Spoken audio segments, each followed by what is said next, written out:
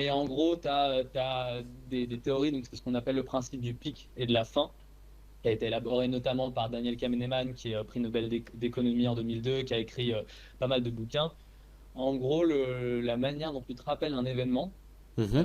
donc à quel point il est plaisant ou déplaisant, ça va pas forcément être influencé par la quantité totale ou moyenne du plaisir que tu as ressenti pendant l'événement, mais par le moment le plus plaisant ou le plus déplaisant, ce qu'on appelle le pic, Ouais. et le moment de fin. Ok. Déjà, je te donne un exemple.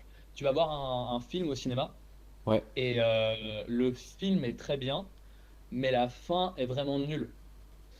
Tu vas te remémorer du film comme étant plutôt moyen, voire mauvais.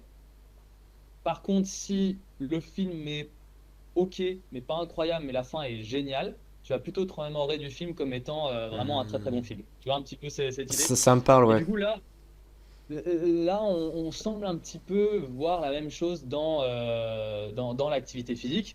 Et du coup, si tu te remémores d'un événement comme étant plutôt plaisant, tu vas avoir plus de chances de le réitérer. Donc ça, c'est un des gros résultats des études que j'ai fait dans ma thèse.